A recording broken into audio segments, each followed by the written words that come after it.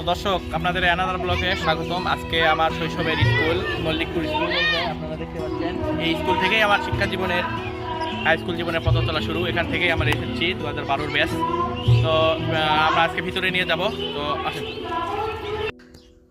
High স্কুলের ভিতর ঢুকে সর্বপ্রথম হাতের বাম দিকে আমরা যেখানে নামাজ পড়তাম, মসজিদ ওটা। তারপর নতুনভাবে দেখতেছি শহীদ মিনার হয়েছে। আগের থেকে অনেক স্কুলের ভিতরে পরিবর্তন হয়েছে। অনেক বড় বড় মোটা মোটা গাছ ছিল, যেটা এখন নাই। আগে এমন রকম বিল্ডিং ছিল না, এখন 2 তলা বিল্ডিং হয়েছে। তো আজকে দেখতেছি অনুষ্ঠান হচ্ছে, তো টোটালি অনেক ভাল লাগতেছিল। তারপর আমি ঘুরে ঘুরে দেখতেছিলাম আমার শৈশবের কাটানো 5টা বছর এই স্কুলে আমি কাটাইছি। প্রত্যেকটা ক্লাসরুমের আমার মনে হচ্ছিল যে এই যে সবাই মাত্র এখান থেকে বের হলাম, এরকম একটা মনে হচ্ছিল। আসলে 5টা বছর মানে একটা ছেলে একটা মেয়ের জীবনের সব থেকে ইম্পর্ট্যান্ট সময় হলো হাই স্কুল লাইফ। আর ওইটা যখন সে অনেক দিন পর যায়, প্রায় আমি 12-13 বছর পর স্কুলে গেলাম, তো যায় অনেক কষ্ট হচ্ছিল। এই যে ভয়েসটা দিচ্ছি এখনও মানে মনে হচ্ছে এই তো সবে কয়েকদিন আগে পড়তেছিলাম, বলতে বলতে প্রায় 12-13 বছর হয়ে গেল। তো অনুষ্ঠানের দিকে আমার ততটা ফোকাস ছিল না, যতটা আমি স্কুলের চারিপাশে ঘুরে ঘুরে দেখতেছিলাম। ক্লাস 6 থেকে 10 প্রত্যেকটা জায়গায় মনে হচ্ছে এই যে আমি এই ছোট্ট ছেলেটা এখানেই ঘুরে বেড়াচ্ছিলাম, এখানেই বড় হচ্ছি, এই যে এই ক্লাসরুমেই আমি বড় হয়েছি, এরকম মনে হচ্ছিল। তো এর মধ্যে সব কিছু একটু ঘুরে ঘুরে দেখলাম।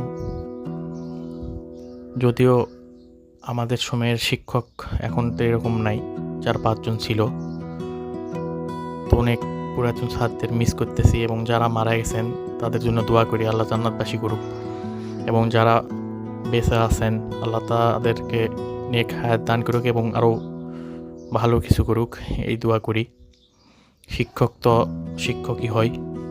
তো তারপর চারিটানে একটু ঘুরতেছিলাম, ঘুরে সব কিছু দেখতেছিলাম। এর মধ্যে কয়েকজন স্যারের সাথে একটু দেখা করলাম, অনেক ভালো লাগতেছিল। বিশেষ করে ভিডিওর শেষ প্রান্তে রেহান স্যার আমাদের ম্যাথ এবং কেমিস্ট্রি পাইতো, উনি অনেক ভালো ছিলেন এবং আমার অন্যতম সেরা স্যারদের মধ্যে একটি। তো যাই হোক, অনেক খারাপ লাগতেছিল আবার অনেক ভালোও লাগতেছিল।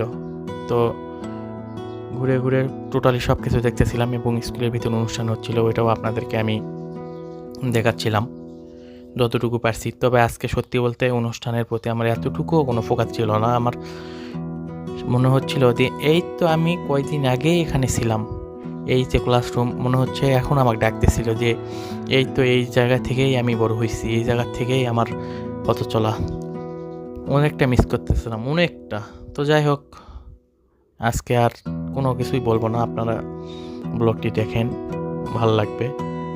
আর ভুলভ্রান্তি ত্রুটি হলে মাফ করবেন, এবং কারা কারা এই স্কুলে পড়ছেন আমার অডিয়েন্স, তারা অবশ্যই কমেন্ট করবেন, এবং কতটা মিস করেন আপনারা জানাবেন। আপনারা অবশ্যই জানেন যে একটা ছেলে একটা মেয়ের হাই স্কুল জীবনের তার ইম্পর্টেন্স অনেক। হয়তো এখন যারা হাই স্কুলে পড়ে তারা বিষয়টা বুঝবে না।